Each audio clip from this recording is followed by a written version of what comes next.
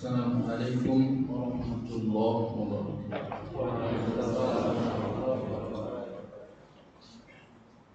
A'udzu billahi minasy syaithanir rajim.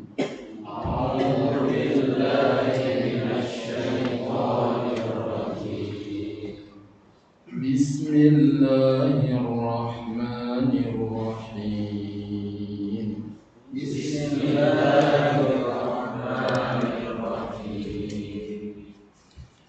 لا أقسم بهذا البلد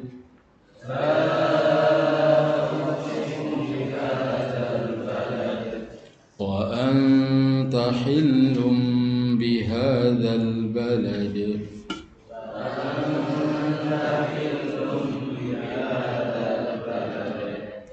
ووالد وما ولد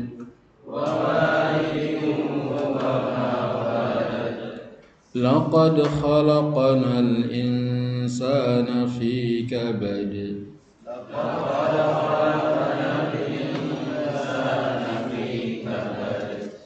أيحسب أن لن يقدر عليه أحد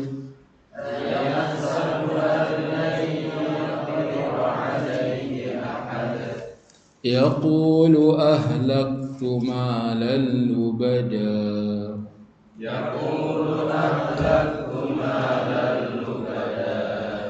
أيحسب أن لم يره أحد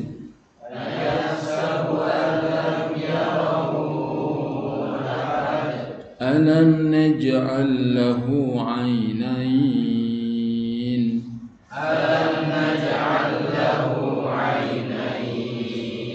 ولسانا وشفتين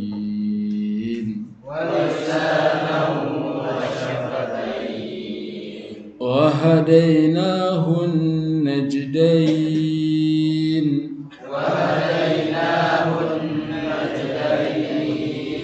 فلاقتحم العقبة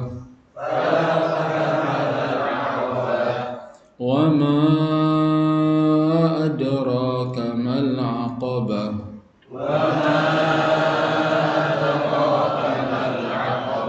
فك رقبة أو إطعام في يوم ذي مسغبة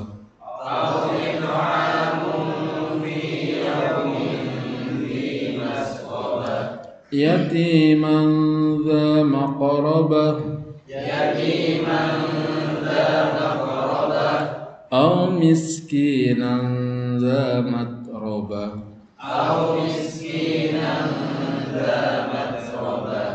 ثم كان من الذين آمنوا وتواصوا بالصبر وتواصوا بالمرحمة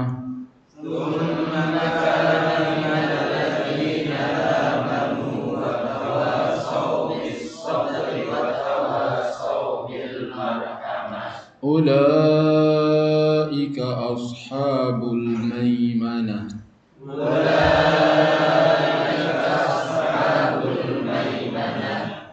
والذين كفروا بآياتنا هم أصحاب المشأمة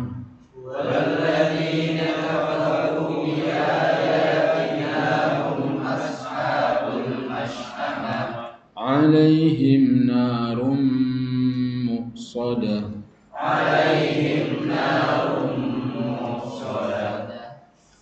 bersama A'udzu billahi minasy syaithanir rajim. Bismillahirrahmanirrahim.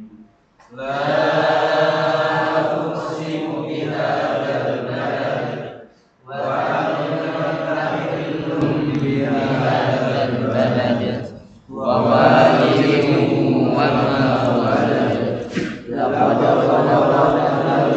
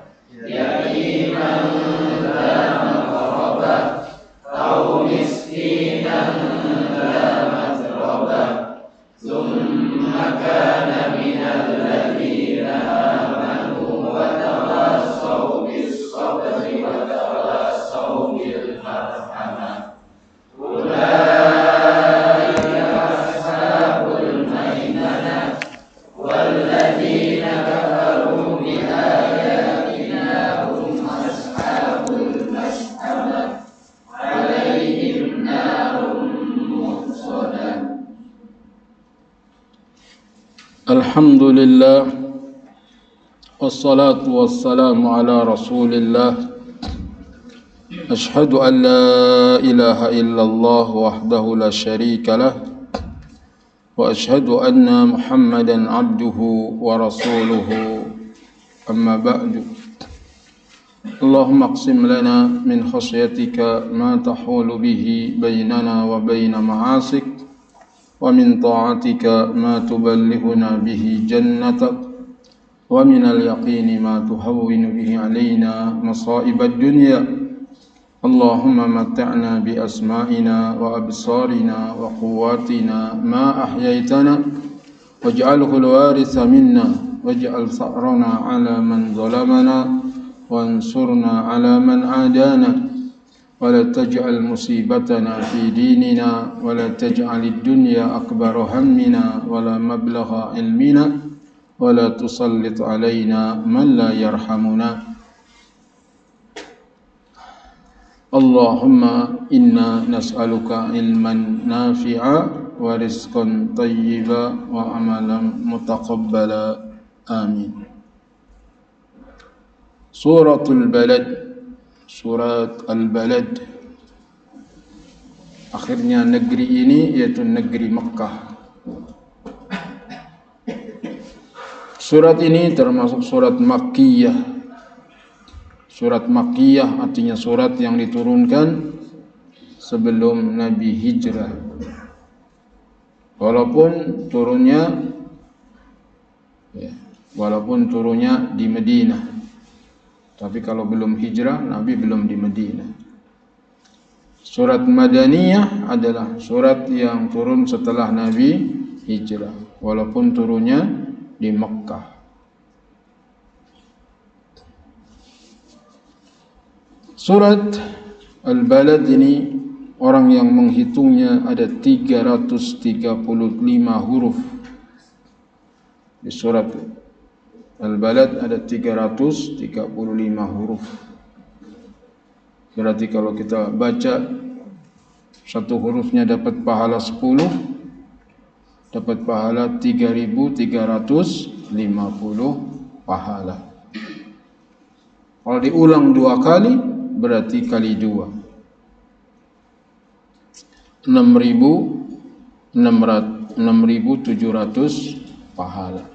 Itu baru baca Al-Balad. Ada 82 kalimat, 20 ayat. Allah Ta'ala berfirman, La uqsimu bihadzal balad. Sungguh aku bersumpah demi negeri ini, yaitu negeri Makkah. Wa anta hillum bihadzal balad, dan engkau wahai Muhammad sallallahu alaihi wasallam bertempat di negeri ini yaitu Makkah. Wa walidi wa ma walad, dan demi pertalian bapa dan anaknya. Laqad khalaqnal insana fi kabad, sungguh kami telah menciptakan manusia berada dalam susah payah. Aqsam Allahu bihadzal baladil haram, Allah bersumpah demi negeri ini, yaitu negeri Makkah. Negeri yang haram maksudnya adalah Makkah. Wa anta ayyuhan nabi muqimun fi hadzal baladil haram, dan engkau wahai Nabi sallallahu alaihi wasallam tinggal di negeri ini, negeri yang haram. Haram maksudnya tidak boleh diambil barang temuannya. Haram maksudnya tidak boleh ditebang pohon-pohon yang tumbuh dengan sendirinya. Adapun kalau pohon yang kita tanam, kita panen, tidak mengapa.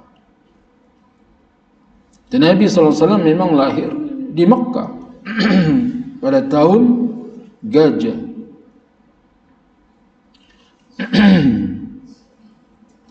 Wa aqsama biwalidil bashariyati wa huwa Adam alaihi salam wa ma tanasala minhu min waladin. Dan Allah Ta'ala bersumpah demi bapa moyang manusia yaitu Adam alaihi salam dan anak-anak keturunannya. Jadi wa walidi wa ma walad, demi ayah dan anak, maksudnya Adam dan keturunannya. Laqad khalaqnal insana fi shiddatin wa ana'in min mukabadati dunya. Sungguh kami telah ciptakan manusia dalam keletihan, kepayahan, dari letih dan payahnya kehidupan dunia. Oleh karenanya, jangan mengeluh dengan letih dan lelah. Hidup di dunia ini isinya keletihan, kelelahan. Kita beribadah kepada Allah Ta'ala, apakah salat, apakah zikir, apakah baca Quran, apakah menuntut ilmu, apakah jihad fi sabilillah, semuanya itu letih dan lelah. Tidak mau letih dan lelah hidup di dunia, maka mati saja. Kalau mati, lelah apa enggak? Enggak lelah. Buktinya enggak ada yang mengeluh. Sudah diem aja.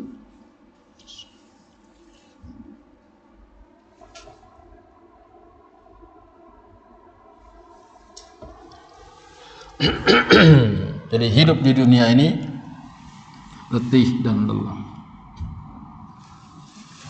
Likulli amalin syirrah wa likulli syirratin fatrah, faman kana fatratuhu ala sunnati faqad ihtada, faman kana fatratuhu ghaira dzalik faqad halaka. Setiap perkara-perkara yang semangat ada masa letih dan lelahnya. Barang siapa yang letih dan lelah karena mengikuti sunnahku, maka dia berada di atas petunjuk. Barang siapa yang letih dan lelahnya bukan karena itu, ini tidak di atas sunnahku, sungguh dia telah binasa. Enggak apa letih, enggak apa lelah. Yang penting letih dan lelahnya kita di atas sunnah Nabi sallallahu alaihi wasallam. Ayahsabu an la yaqdir alaihi ahad. Apakah dia itu manusia itu mengira bahwa tidak ada sesuatu pun yang berkuasa atasnya? Ayadunnu bima jama'ahu min malin anna Allah la yaqdiru alaihi. Apakah dia menyangka dengan banyaknya harta yang dia kumpulkan kemudian Allah tidak berkuasa? Orang kalau banyak hartanya maka sombong. Umumnya sombong. Orang kalau udah banyak hartanya merasa enggak ada yang bisa semena-mena kepada dirinya. Apakah dia mengira dengan banyaknya harta yang dia kumpulkan Allah tidak berkuasa? Allah Maha Kuasa. Betapapun banyak hartanya, betapapun tinggi jabatannya, enggak ada yang bisa mengendalikan kekuasaan Allah. Semuanya tunduk kepada Allah. Apakah raja, apakah orang kaya, apakah orang yang banyak tentaranya seperti Fir'aun, semuanya tunduk kepada Allah. Apakah tunduk dengan sukarela, apakah tunduk dengan terpaksa? Yaqulu ahlaqtu malal lubada. Dia mengatakan aku telah menghabiskan harta yang banyak. Ayahsabu allam yarahu ahad. Apakah dia mengira bahwa tidak ada sesuatu pun yang melihatnya? Yaqulu mutabahiyya. Ia mengatakan dengan sombong, dengan berbangga, anfaqtu malan katsira. Aku telah menginfakkan harta yang banyak. Ayadunnu fi fi'lihi hadha anna Allah azza wa jalla la yarah. Apa dia kira dengan perbuatannya itu Allah Ta'ala tidak melihatnya? Wala yuhasabuhu ala saghiri wal kabir. Apa dikira Allah tidak akan menghisabnya yang sedikit maupun yang banyak, yang kecil maupun yang besar? Tak usah kita banyak ngomong. Apa yang kita telah keluarkan di jalan Allah, sedikit maupun banyak, ada hisabnya, ada perhitungannya. Walaupun bendahara tidak mencatatnya misalnya, walaupun sekretaris tidak mengumumkannya, semua yang kita keluarkan di jalan Allah, Allah Ta'ala akan menghisabnya. Alam yaj'al lahu 'ainain wa lisanan wa syafatain wa hadainahu najdain. Bukankah kami telah menjadikan untuknya sepasang mata dan lidah dan sepasang bibir, dan kami telah menjadikan kepadanya dua jalan, kebajikan dan kejahatan. Alam naj'al lahu 'ainaini yubsiru bihima. Bukankah kami telah menjadikan untukmu dua mata yang dengan keduanya kamu bisa melihat, walisana wa syafataini yantiqu biha. Bukankah kami telah jadikan dua bibir dan satu lidah yang digunakan untuk bicara, wa bayyana lahu sabilal khairi wasyarri, dan kami telah menjelaskan baginya dua jalan, jalan kebaikan dan jalan keburukan. Betul, Allah Ta'ala telah memberikan kepada kita dua jalan dengan diutusnya Rasul, dengan diturunkannya kitab. Dan Allah Ta'ala tidak hanya sebatas menurunkan wahyu dan juga mengutus Rasul, tetapi ada generasi penerus setelah Nabi Muhammad SAW. Peringatan ini tentang dua jalan terus turun-temurun. Setelah Nabi Muhammad SAW ada Abu Bakar, Umar, Utsman, Ali dan para sahabat yang meneruskan estafet dakwah ini sampai hari kiamat. Dan kita juga tidak boleh tinggal diam, serius belajar, kemudian kita sampaikan kepada orang yang tidak mengetahuinya sampai kiamat tiba. Falaqtahamal aqabah, tetapi dia tidak menempuh jalan yang mendaki dan sukar. Sudah tahu nih jalan ke surga, ini jalan ke neraka, tapi manusia umumnya tidak mau menempuh jalan yang sulit. Fahalla tajawaz masyaqqatul akhirati bi infaqi malih. Wahai orang kaya, kenapa engkau tidak menempuh jalan yang bisa menghilangkan kesulitan akhirat dengan cara menginfakkan hartanya? Faya'man, sehingga dia menjadi aman. Engkau yang kaya, kenapa tidak mau membebaskan kesulitanmu di akhirat dengan menginfakkan hartamu? Wa ma adraka mal aqabah, dan tahukah kamu apakah jalan yang mendaki dan sukar itu? Wa ayu syai'in a'lamu ma masyaqqatul akhirah wa ma yu'inu ala tajawuziha. Tahukah kamu apa itu sebenarnya kesulitan akhirat, dan apa yang membantu agar kau bisa melewati kesulitan di akhirat itu? Jadi kesulitan di akhirat itu banyak, dan yang mengerikan diantaranya sabda Nabi SAW yang dihafal oleh Abu Dzar radhiyallahu anhu. Sesungguhnya kalian akan melewati gunung yang terjal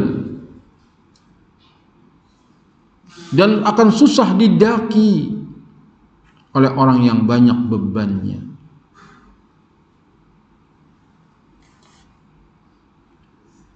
Pertanyaan di alam kubur itu gunung terjal yang susah kita untuk bisa melewatinya.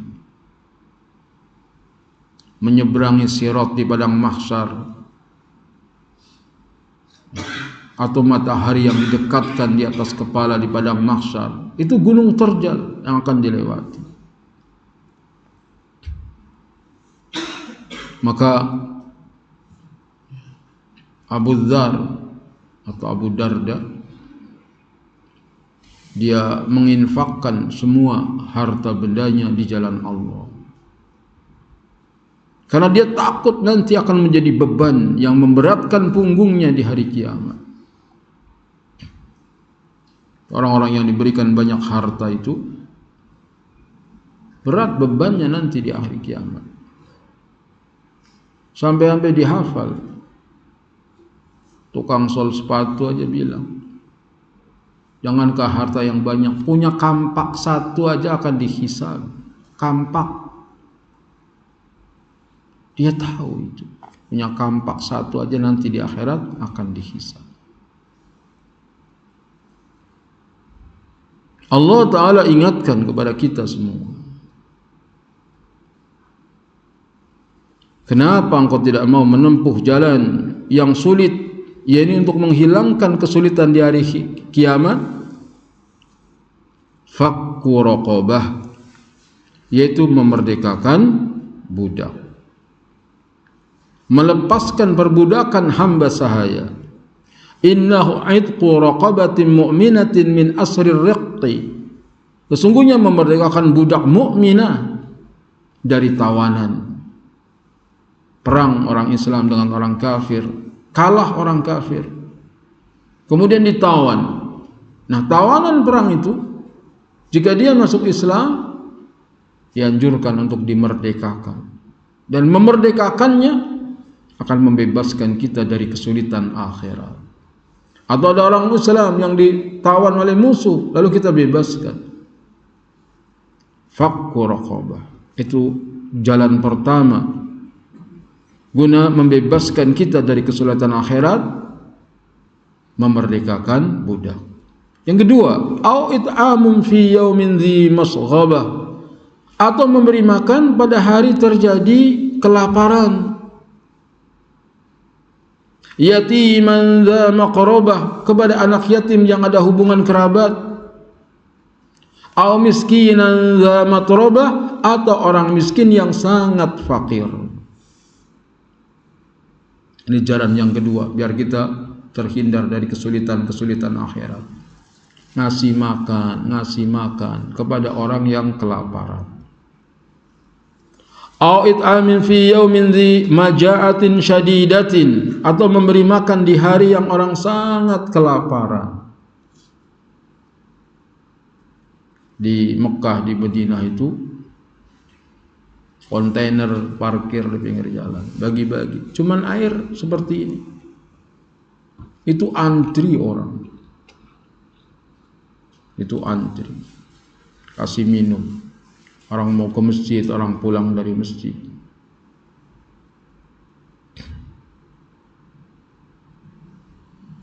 Nah, kita hendaknya bisa memberi makan di saat-saat orang kelaparan. Walaupun yang diberi itu orang kaya. Ada kalanya orang kaya duit ada, tapi di Mina, di Arafah nggak ada warteg, nggak ada warung padang, nggak ada tempat dagang. Kita memberikan makan kepada mereka. Ketika orang sedang kelaparan, kita memberikan makan kepadanya. Lalu bagaimana kalau kita memberi makan kepada orang miskin yang memang tiap hari dia kelaparan? Itu sarana agar kita bisa membebaskan kesulitan di hari kiamat. Yatiman min dzawil qurabati yajtami'a fihi fadlu sadaqati wa silatur rahimi. Memberi makan kepada anak yatim yang mesti ada hubungan kerabat, sehingga menggabungkan di dalamnya pahala sedekah dan pahala silaturahim. Jadi kalau kita mau menginfakkan harta kita, kita tengok kanan kiri, kita lihat. Pertama kali adalah kerabat kita. Orang-orang yang masih ada hubungan saudara dengan kita. Ada di antara mereka yang sudah meninggal suaminya. Itu kita nggak boleh tinggal diam, memberikan bantuan kepada mereka. Begitu juga teman-teman ngaji kita. Kita punya teman-teman ngaji. Ada nggak yang sudah meninggal? Ada. Perhatikan teman-teman dulu ngaji bareng sama kita, dia meninggal. Pernah kita menanyakan bagaimana anaknya, bisa bayar sekolah apa enggak? Kalau kita membicarakan kaum muslimin secara umum terlalu luas. Sekup yang paling kecil ya keluarga dulu. Keluarga sudah ditolong, maka lihat teman-teman ngaji kita dulu, yang kita kenal dia, yang kita bicara dengannya, berjuang bersama. Mereka sudah mendahului kita, maka kita nggak boleh diam, memberikan bantuan. Au faqiran mu'dama la syai'a indahu, atau orang fakir yang enggak punya apa-apa. Inilah jalan-jalan untuk membebaskan kita dari kesulitan akhirat. Disebutkan dua di sini. Pertama apa? Memerdekakan budak. Yang kedua, memberi makan. Apakah kepada anak yatim, apakah kepada orang miskin yang enggak punya apa-apa.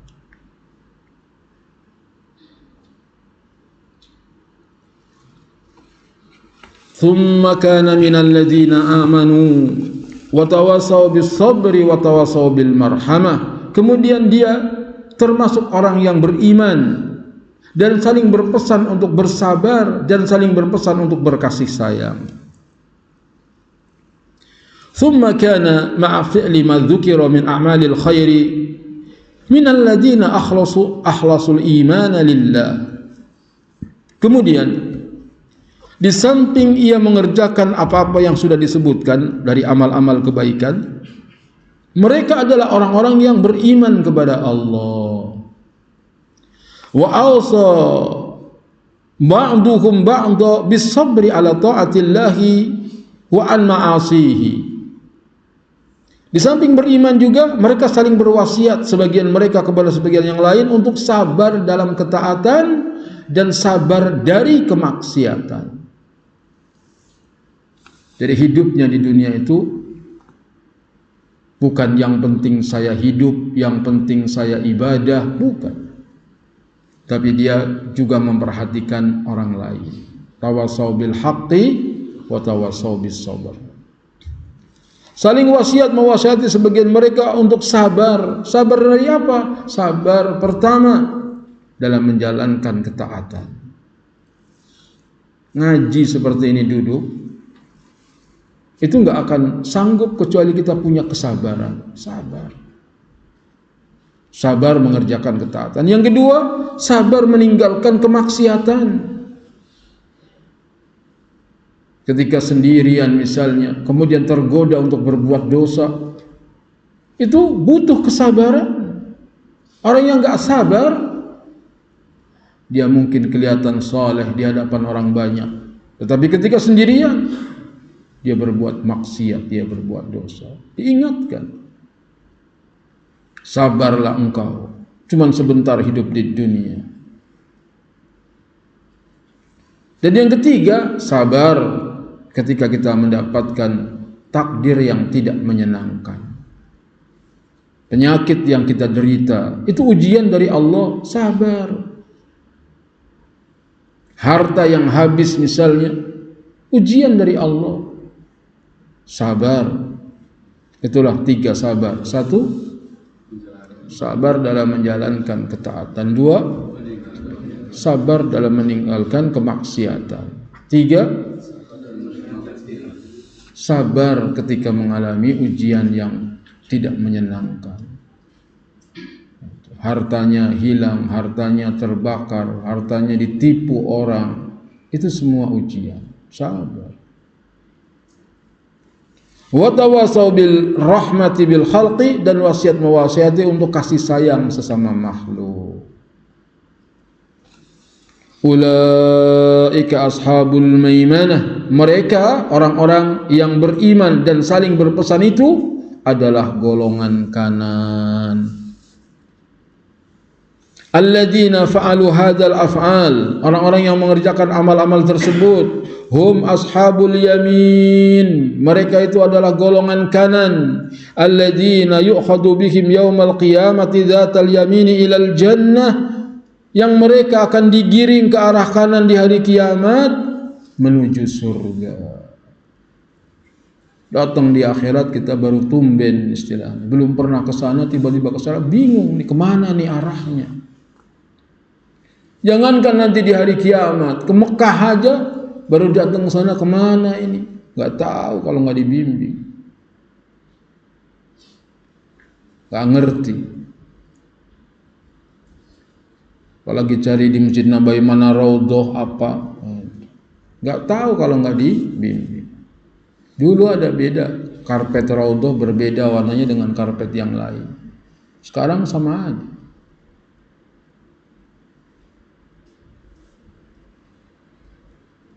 Nah, nanti di hari kiamat orang-orang yang beriman, yang suka memerdekakan budak, memberi makan kepada orang fakir miskin, yang mewasiati dengan kesabaran, mereka akan digiring ke arah kanan.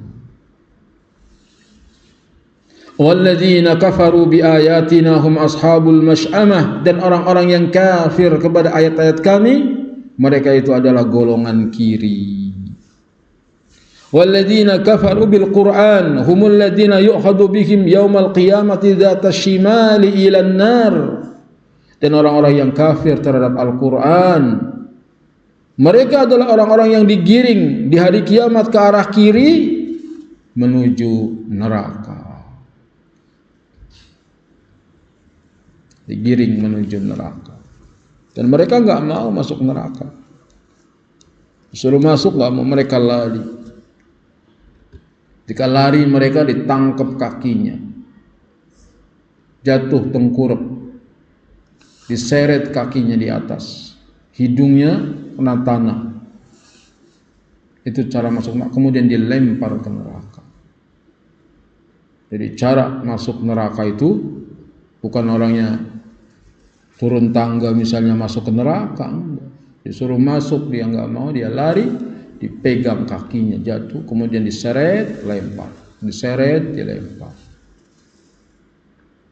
Khusus untuk istrinya Abu Lahab, diikat lehernya dengan tali, kemudian ditarik, dilempar ke dasar neraka. Wa imra'atuhu hammalatal hatab fi jidiha hablum min masad, dan istrinya pembawa kayu bakar, di lehernya ada tali dari sabut, diikat lehernya kemudian dilempar ke neraka. Alaihim narum muqsadah, mereka berada dalam neraka yang ditutup rapat. Jazaohum jahannam matbaqatun maghlaqatun alaihim, balasan buat mereka jahannam, ditutup, dikunci atas mereka. Kalau digambarkan jahannam itu kamar yang isinya api, mereka masuk kemudian dikunci. Disebutkan dalam hadis jahannam dalamnya 70 tahun batu jatuh. Batu yang dijatuhkan ke dalam jahannam meluncur. Misalnya dibuang tadi pagi subuh, batu dilempar ke jahannam, dia meluncur. Sekarang udah asar, belum sampai ke dasarnya, dia masih meluncur terus saking dalamnya. Sampai pekan depan, maka masih terus meluncur.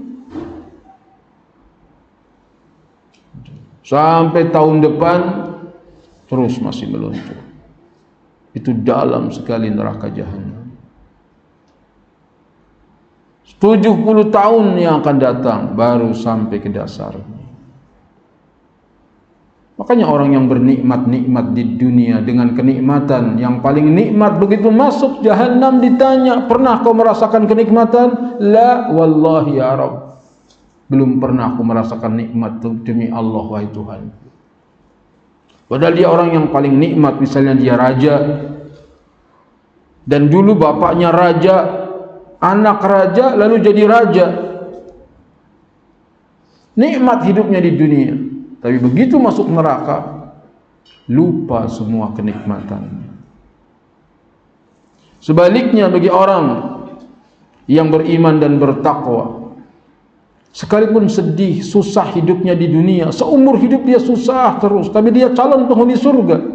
Begitu masuk surga ditanya oleh Allah, pernahkah engkau merasakan kesulitan dalam hidupmu? Dia jawab, la wallahi ya Rabb, belum pernah aku merasakan kesedihan dalam hidupku, wahai Tuhanku. Semua kesulitan, kesedihan hidup di dunia lupa ketika dia masuk surga. Semoga Allah masukkan kita ke dalam surga. Maka jangan merasa letih, lelah, capek. Terus berjuang hidup ini sampai ajal tiba. Wassallallahu ala nabiyyina Muhammadin wa ala alihi wa sahbihi ajma'in.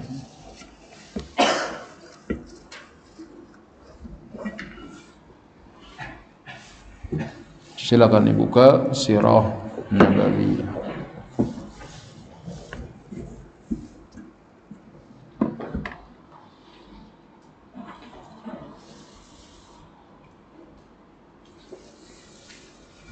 Alhamdulillah,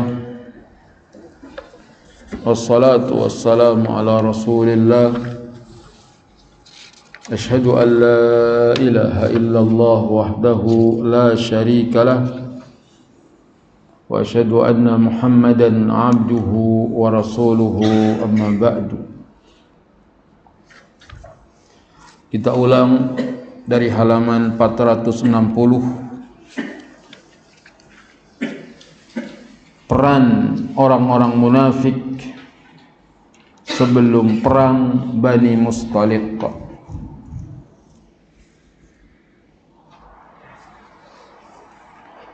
Sebagaimana yang telah kami kemukakan berkali-kali bahwa Abdullah bin Ubay sangat dendam terhadap Islam dan kaum muslimin. Abdullah bin Ubay bin Salul, tokoh munafik. Apalagi terhadap Rasulullah sallallahu alaihi wasallam, karena dulu suku Aus dan Khazraj telah bersepakat untuk menjadikannya sebagai pemimpin. Sebelum Nabi hijrah dari Mekah ke Madinah, dia adalah calon tunggal pemimpin Aus dan Khazraj. Bahkan mereka telah merajut batu-batu mulia sebagai mahkota untuknya kelak.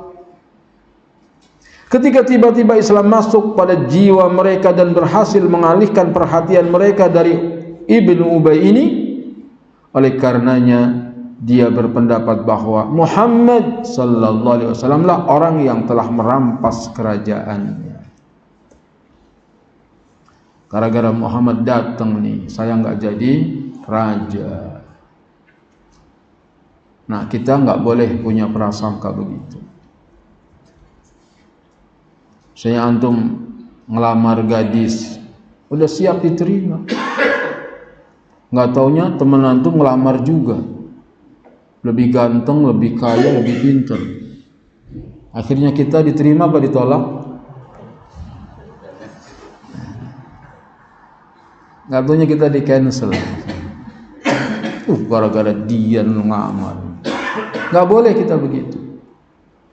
Kenapa nggak boleh? Sebab kita baca doa, Allahumma la mani'a lima a'taita wa la mu'tiya lima mana'ta wa la yanfa'u dzal jaddi minkal jadd.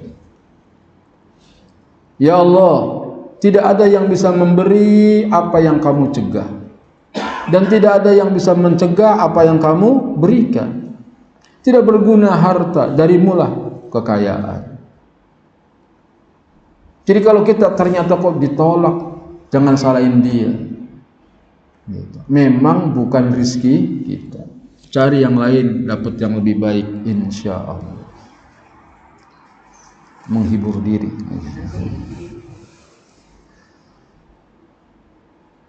Jangan menyalahkan orang. Gara-gara produk dia masuk nih, produk saya jadi nggak diterima. Jangan, itu Allah yang ngatur semuanya. Allahumma la mani'a lima a'taita wa la mu'tiya lima mana'ta wa la yanfa'u dzal jaddi minkal jadd. Kadang orang begitu. Gara-gara ustadz itu ngajar nih, murid saya jadi habis nih. Mungkin apa enggak? Mungkin. Sebetulnya rasa benci dan dendamnya sudah tampak semenjak adanya gelombang hijrah yang pertama, sebelum pura-pura masuk Islam. Jadi awalnya Abdullah bin Ubay bin Salul ini kafir. Kemudian setelah perang Badar baru masuk Islam. Dan sesudah berpura-pura tersebut, pernah suatu ketika Rasulullah sallallahu alaihi wasallam menaiki keledai untuk menjenguk Sa'ad bin Ubadah. Lalu melewati suatu majelis pertemuan yang di situ ada Abdullah bin Ubay. Seketika itu dia menutup hidungnya. Jadi Abdullah bin Ubay lagi ngobrol sama orang-orang musyrik, ada juga orang Islam. Begitu Nabi lewat, Nabi sederhana, nggak naik gajah. Orang hebat naik gajah, nggak naik onta, nggak naik kuda. Nabi sederhana naik keledai. Lalu Abdullah bin Ubay menutup hidungnya dan mengatakan, janganlah engkau memperkeruh suasana di antara kami. Tapi dia nggak terang-terangan, pura-pura nunduk, ngomong doang. Ketika Nabi sallallahu alaihi wasallam membaca Al-Quran di majelis mereka, berkatalah Abdullah bin Ubay, diam sajalah kamu di rumahmu dan jangan berbuat curang di majelis kami ini. Gitu. Diam aja ada di rumah, nggak usah ngaco di majelis ini. Ini majelis saya, ini majelisnya Abdullah bin Ubay, kenapa kamu datang? Jadi sebelum berebut kerajaan, berebut apa? Majelis. Perebutan majelis senantiasa ada.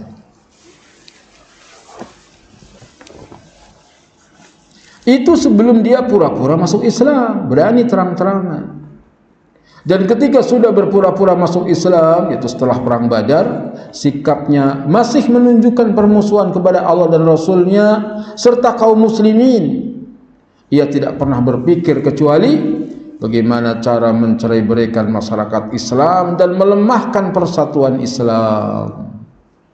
Dia selalu menunjukkan loyalitasnya terhadap musuh-musuh Islam. Salah satunya campur tangannya dalam masalah Bani Qainuqa. Sebagaimana yang telah kami singgung, begitu juga halnya dalam perang Uhud. Perang Bani Qainuqa itu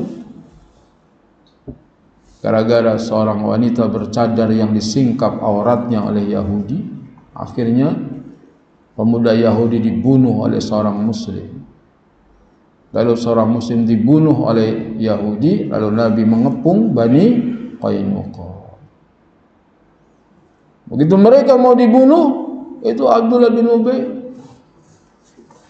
minta tolong sama Nabi agar mengingat hubungan kekerabatan. Begitu juga halnya dalam perang Uhud, ia hanya membawa keburukan, kelicikan dan usaha untuk memecah belah kaum muslimin. Ikut perang Uhud, begitu melihat musuh, kata Abdullah bin Ubay, siapa yang mau bunuh diri di sini? Pulang dia bersama 300 teman-temannya, menimbulkan suasana kalang kabut dan kekacauan di barisan kaum muslimin dengan hal yang telah disebutkan terdahulu. Ada dia orang-orang munafik begitu. Ketika dibutuhkan, kita butuh bantuan, dia nggak mau bantuin. Itu orang apa?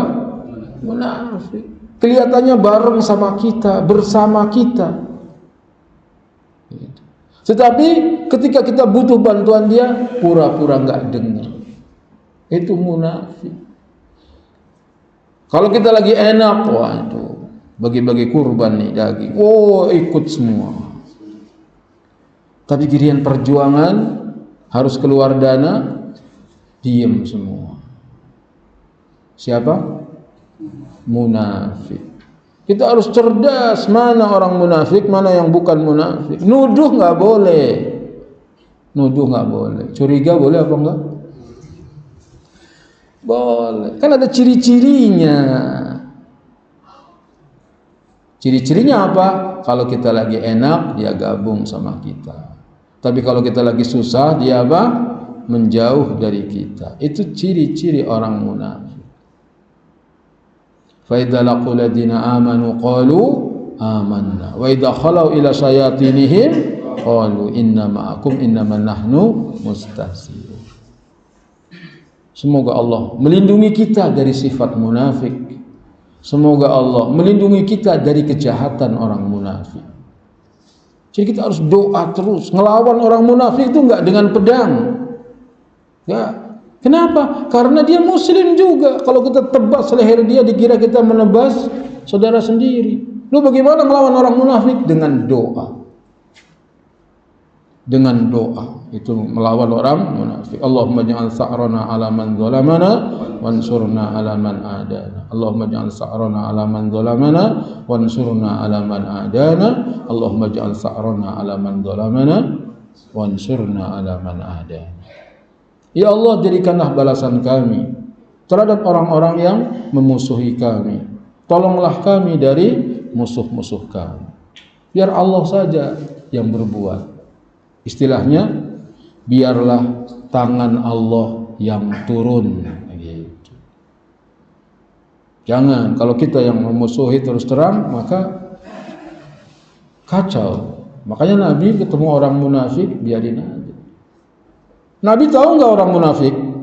Tahu. Kepada siapa Nabi memberitahu?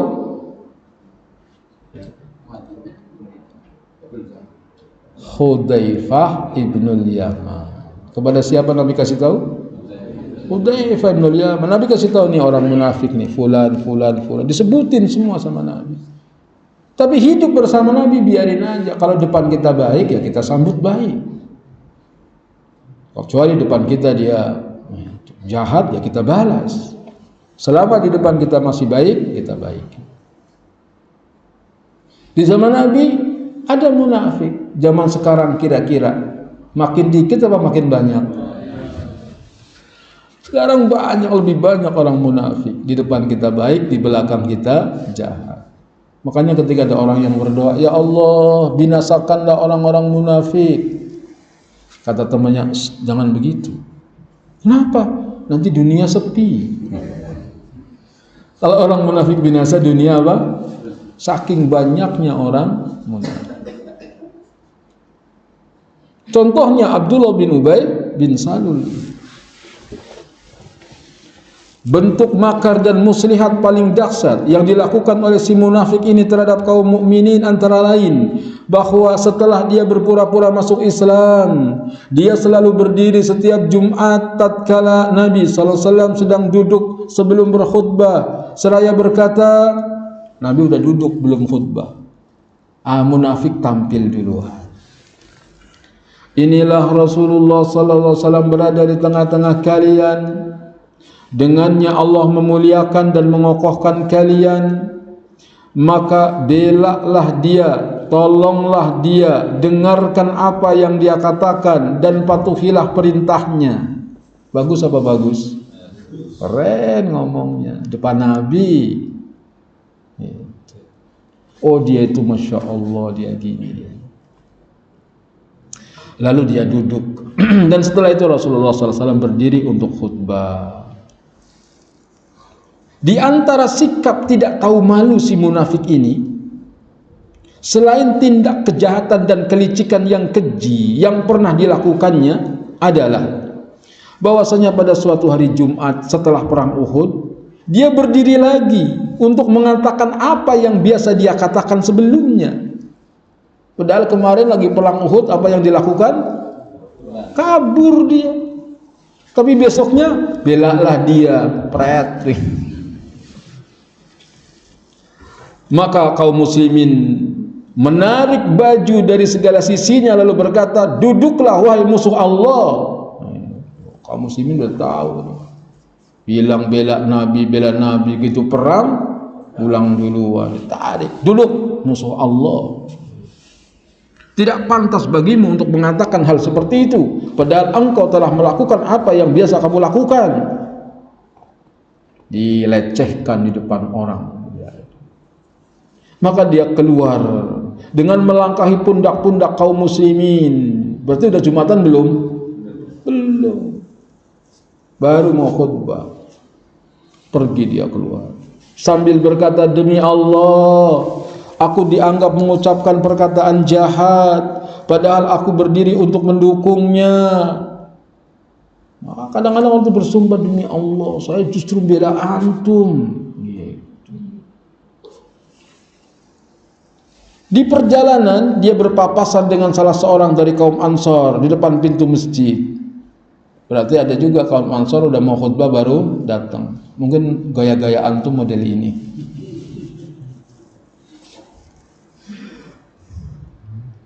Lantas berkata kepadanya, celakalah engkau, kembalilah supaya Rasulullah SAW memohonkan ampun kepada Allah untukmu. Ini orang Arab begitu. Udahlah, balik aja sama Nabi, jangan kabur. Nanti minta agar Nabi memohonkan ampun untukmu. Dia menjawab, demi Allah, aku tidak akan membutuhkan permohonan ampunnya untukku. Gak mau dia.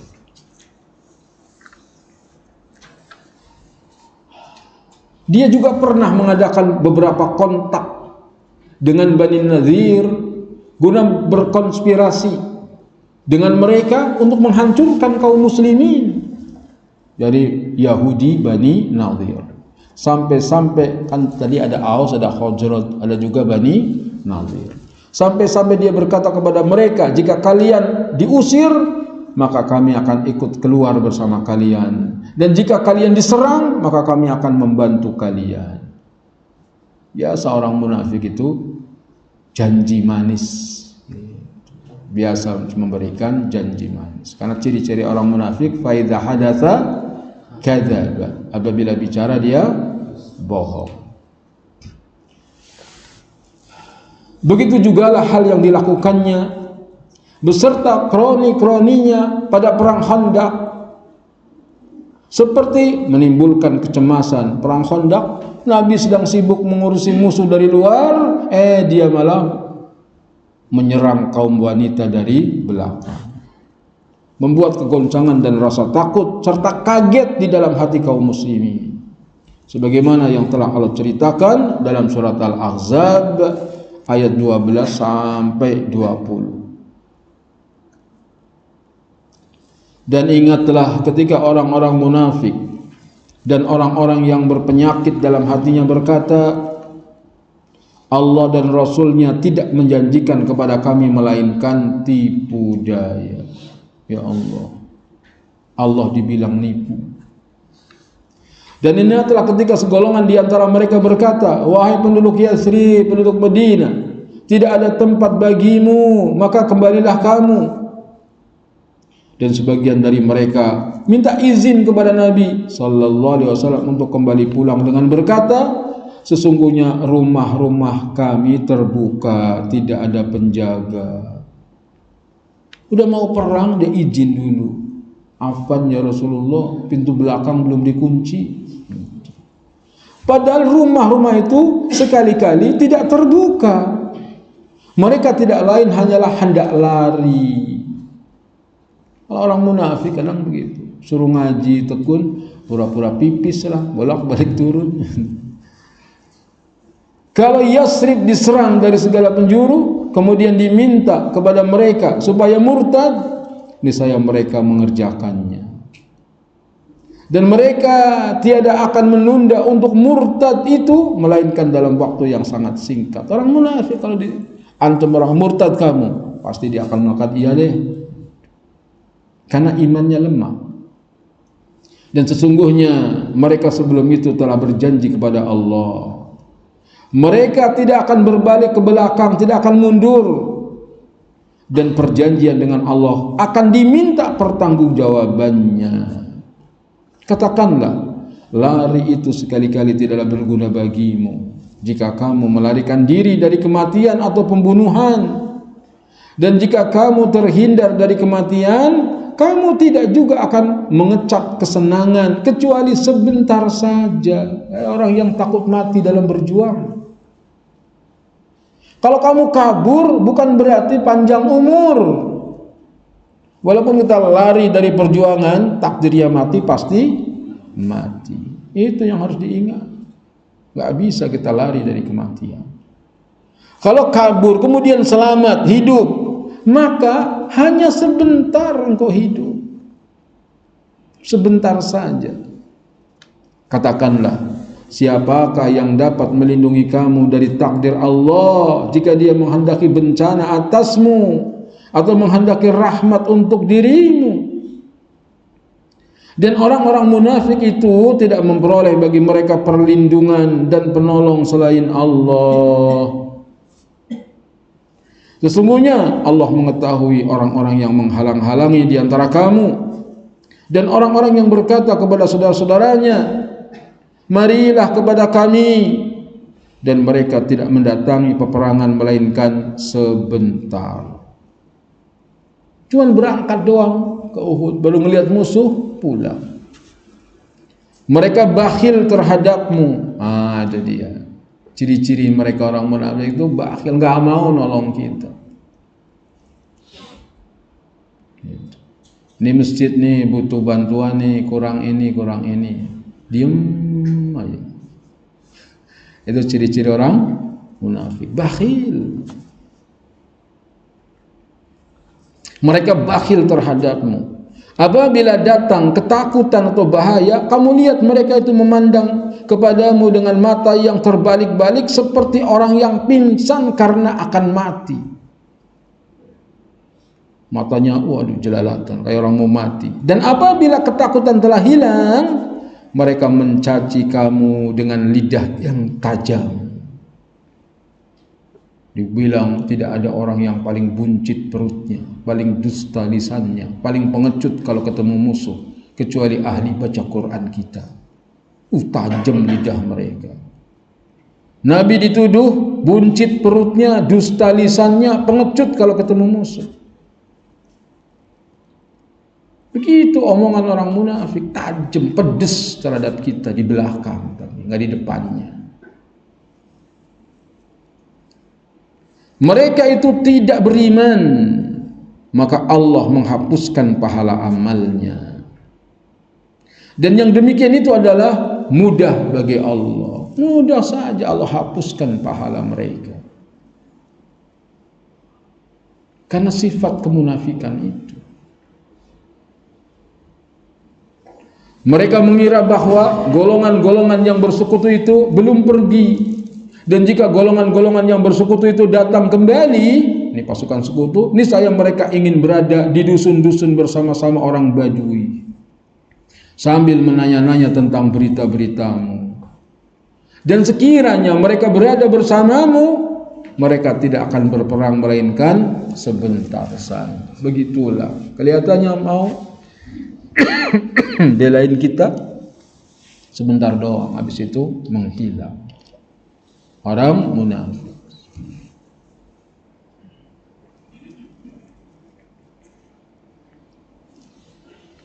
Dan kalau kita cerita tentang orang munafik, nggak usah menuduh orang. Si anu itu munafik, si anu jangan. Jangan-jangan kemunafikan itu ada pada diri kita. Itu yang harusnya kita pikirkan. Jangan-jangan yang munafik itu siapa? Kita. Hanya saja semua musuh-musuh Islam, baik dari kalangan Yahudi, munafik dan orang-orang musyrik, sangat mengetahui sekali bahwa faktor yang menyebabkan kemenangan kaum muslimin bukanlah karena keunggulan materi, jumlah pasukan dan persenjataan yang banyak, melainkan sebabnya adalah nilai, moral dan akhlak yang menghiasi masyarakat Islam itu dan siapa saja yang mempunyai hubungan dengan Islam. Tahu orang munafik, tahu Yahudi Nasrani, kok bisa ya Rasulullah menang? Kenapa? Bukan karena dia banyak hartanya, bukan karena dia banyak teman-temannya, bukan, tapi karena nilai-nilai, karena akhlak. Makanya kalau kita berjuang ingin menang, ikhlas dalam berjuang. Al-ikhlasu sirrun najah. Ikhlas itu rahasia kesuksesan. Ikhlas. Iya, apa maksudnya ikhlas itu apa? Ikhlas itu kamu dihina-hina terus ibadah, dipuji-puji terus ibadah. Itu orang yang ikhlas. Dirongrong, difitnah terus saja. Ibadahnya bukan karena mengharap pujian. Ibadahnya bukan karena takut dengan celaan.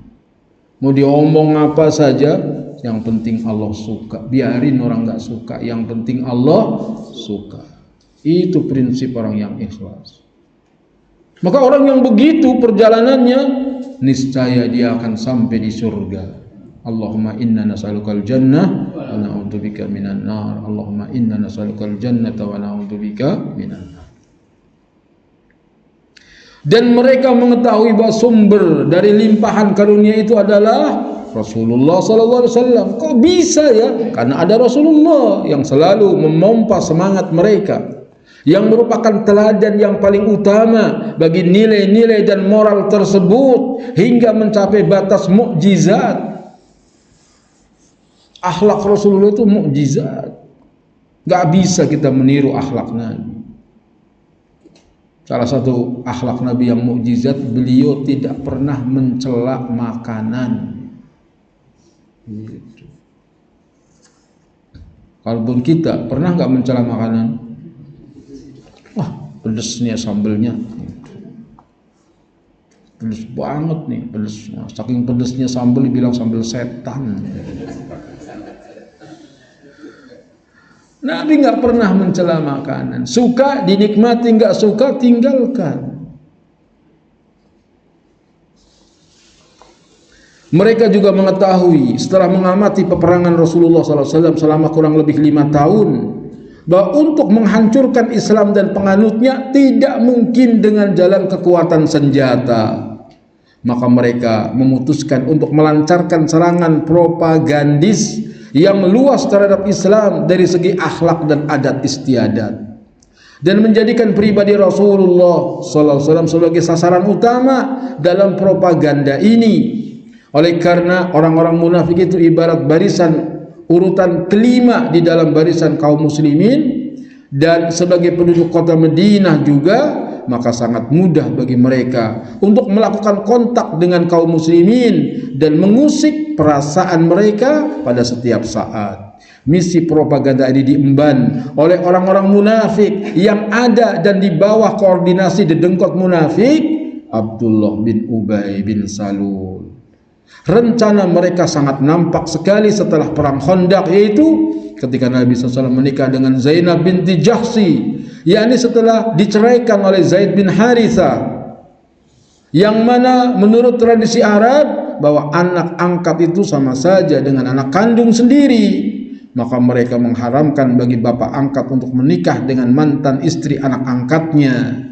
Maka ketika Nabi SAW menikah dengan Zainab binti Jahsy, orang-orang munafik mendapat 2 celah menurut perkiraan mereka untuk melancarkan serangan terhadap Nabi sallallahu alaihi wasallam. Celah yang pertama, bahwa Zainab adalah istri Nabi sallallahu alaihi wasallam yang kelima, sedangkan Al-Quran tidak pernah mengizinkan untuk menikahi wanita lebih dari 4 orang.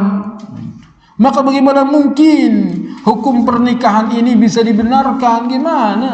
Ayatnya fankihu ma tawbalakum minan nisa'i matsna wa sulasa wa ruba, cuma 4. Kenapa Nabi kok nikah lagi jadi yang kelima?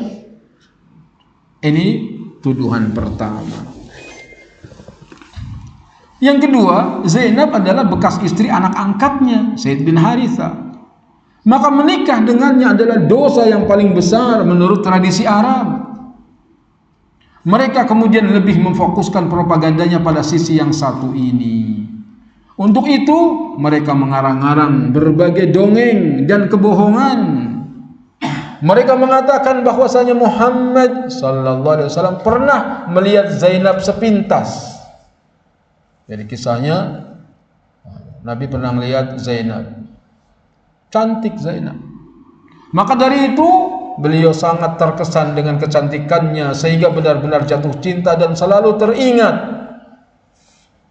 Jadi ada yang bilang katanya Nabi suka sebut-sebut Zainab. Itu cerita siapa? Orang munafik. Hal ini diketahui oleh anak angkatnya yaitu Zaid. Maka dia pun direkayasa, maka dia pun menceraikannya agar Muhammad bisa menikahinya. Propaganda yang direkayasa ini mereka sebarluaskan dan riwayat-riwayatnya terdapat di dalam berbagai kitab tafsir dan hadis hingga sampai pada zaman sekarang ini. Jadi itu kalau kita lihat sejarah kehidupan istri-istri Nabi, ada kisah itu. Bahwasanya Nabi melihat Zainab, lalu Nabi menyebut-nyebut Zainab. Setelah Zainab bertengkar dengan Zaid bin Harisah. Sehingga begitu namanya Zainab disebut oleh Nabi, Zainab makin membangkang kepada Zaid. Propaganda jahat ini benar-benar telah menyisakan pengaruh sangat kuat di dalam barisan kaum muslimin yang lemah imannya. Sehingga Allah langsung menurunkan wahyunya, ayat-ayat bayyinat yang menerangkan secara gamblang hal tersebut sebagai obat bagi penyakit hati. Sebagai bukti awal betapa meluasnya penyebaran propaganda sesat ini adalah manakala Allah Subhanahu wa taala membuka surat Al-Ahzab dengan firman-Nya, Ya ayyuhan nabiyyu taqillaha wa la tuti'il kafirin wal munafiqin innallaha kana aliman hakima. Wahai Nabi, bertakwalah kepada Allah dan jangan menuruti keinginan orang-orang kafir dan munafik. Sesungguhnya Allah Maha mengetahui lagi Maha bijaksana. Disinggung langsung baru ayat pertama tentang munafik. Berikut ini isyarat-isyarat sepintas dan miniatur kecil dari hal-hal yang telah dilakukan oleh orang-orang munafik sebelum terjadinya perang Bani Mustalik. Sedangkan Nabi sallallahu alaihi wasallam menghadapi semua itu dengan penuh kesabaran. Jadi kalau banyak fitnah, banyak apa saja, jangan kita ngambek-ngambek, ya, sabar aja. Doa saja kepada Allah. Enggak ada perjuangan tanpa pengorbanan. Enggak ada perjuangan tanpa rintangan. Semua perjuangan pasti ada pengorbanan, ada rintangan. Dihadapi dengan sikap ramah, lemah lembut dan tenang. Sementara kaum muslimin secara umumnya juga ekstra hati-hati terhadap kejahatan mereka dan atau menghadapinya dengan penuh kesabaran karena mereka sudah mengetahui tipikal kaum munafik itu. Berkat ayat-ayat yang menelanjangi keburukan mereka dari waktu ke waktu, akhirnya kaum muslimin yang lain pun tahu sifat-sifat orang munafik. Di antaranya firman Allah Ta'ala, awala yarawna annahum yuftanuna fi kulli amin marratan aw marrataini thumma la yatubuna wala hum yadhakkarun. Dan tidakkah mereka orang-orang munafik memperhatikan bahwa mereka diuji sekali atau dua kali tiap tahun, kemudian mereka tidak juga bertaubat dan tidak juga mengambil pelajaran. Ini orang munafik walaupun sudah ada ujian, sudah tersingkap kedoknya, taubat apa enggak? Tuh, kalau ngikutin kamu, itu akibatnya jadi begitu. Itu buktinya. Satu, gitu. Kemudian terjadi lagi kejadian. No, gara-gara kamu itu, begitu. Sudah ketahuan tersingkap. Tapi apakah mereka mau tobat? Enggak mau tobat. Tetap berada dalam kemunafikannya. Dan itu sebagai ujian buat kita apabila menghadapi orang-orang munafik. Istilah orang munafik itu apa? Ular dalam selimut. Apa istilah orang munafik? Ular dalam selimut. Ular dalam selimut. Dalam selimut dekat nggak dengan kita? Dekat sekali dengan kita. Tapi bahaya nggak buat kita?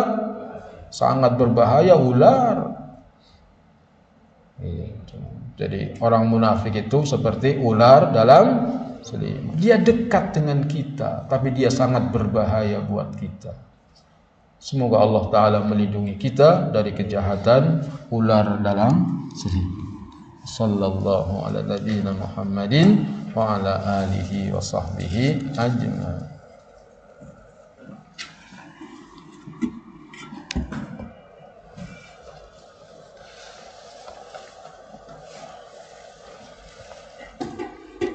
Silakan dibuka Kitab Tauhid. Alhamdulillah wassalatu wassalamu ala Rasulillah. Asyhadu an la ilaha illallah wahdahu la syarikalah wa asyhadu anna Muhammadan abduhu wa rasuluhu amma ba'du. Halaman 119 bab tawakal kepada Allah sampai surat Al-Anfal ayat 64. Tawakal kepada Allah. Dalam surat Al-Anfal ayat 64 Allah berfirman, Ya ayyuhan nabiyyu hasbukallahu wa man ittaba'aka minal mu'minin. Wahai Nabi, cukuplah Allah menjadi pelindung bagimu dan bagi orang-orang mukmin yang mengikutimu. Jadi kalau kita banyak musuh, banyak tantangan, minta tolong hanya kepada Allah. Kalau Allah menolong, gak ada yang bisa mengalahkan kita. Tetapi kalau Allah Ta'ala sudah tidak menolong kita, siapa yang bisa membela kita?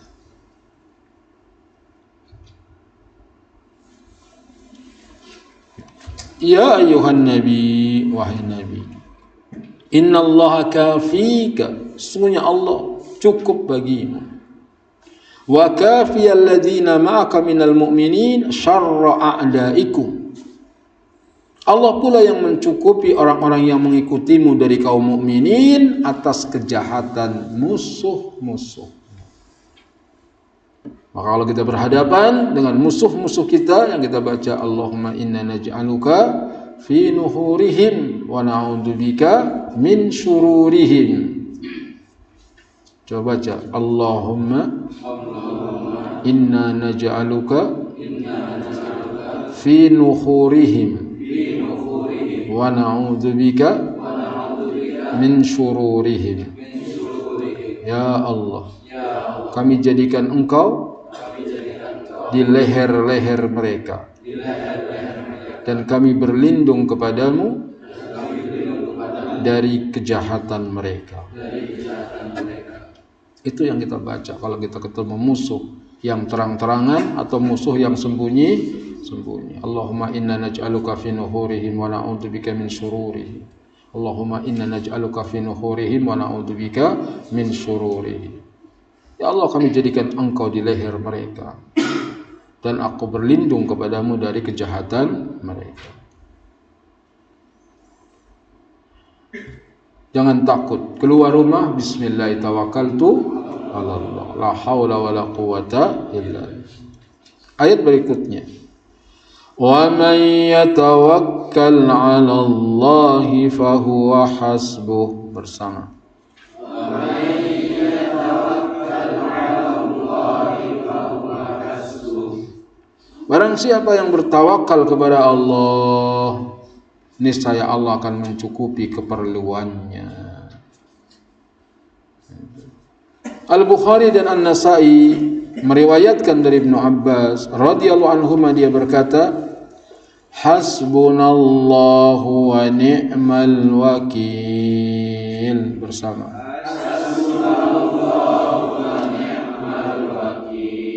Cukuplah Allah bagi kami dan Allah adalah sebaik-baik pelindung. Kalimat ini diucapkan Ibrahim alaihissalam ketika dicampakkan ke dalam api.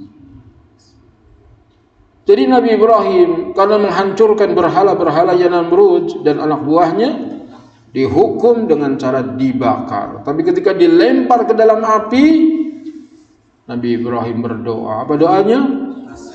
Hasbunallah wa ni'mal wakil. Hasbunallah wa ni'mal wakil. Hasbunallah wa ni'mal wakil. Enggak usah ditambah ni'mal maula wa ni'man nasir. Cukup itu aja. Hasbunallah wa ni'mal wakil. Dan diucapkan juga oleh Muhammad sallallahu alaihi wasallam ketika mereka berkata kepadanya. Jadi mereka orang-orang musyrik nakut-nakuti Nabi dengan mengatakan, sesungguhnya orang-orang Quraisy telah mengumpulkan pasukan untuk menyerang kamu. Awas lo, udah diancam lo, orang Quraisy sudah siap-siap mau menyerang kamu. Karena itu takutlah kepada mereka. Tetapi perkataan itu malah menambah keimanan mereka. Jadi Nabi mengucapkan hasbunallah wa ni'mal wakil. Ayat ini menunjukkan bahwa tawakal kepada Allah merupakan sifat orang-orang yang beriman kepada Allah, dan menunjukkan bahwa iman dapat bertambah, dapat pula berkurang. Allah memerintahkan kepada Nabi dan orang-orang yang beriman yang mengikutinya supaya bertawakal kepada Allah, karena Allah lah yang akan mencukupi keperluan mereka. Jangan tawakal kepada jimat, kepada keris, kepada ramalan bintang dan yang lainnya. Tawakal kepada Allah. Ayat ini menunjukkan kewajiban bertawakal kepada Allah dan pahala bagi orang yang mengamalkannya. Apa pahalanya? Semua problema akan Allah berikan solusinya. Dengan apa? Taqwa dan tawakal. Wassallallahu ala nabiyyina Muhammadin wa ala alihi wa sahbihi ajma'in. Sampai di sini, silahkan kalau ada yang ditanyakan.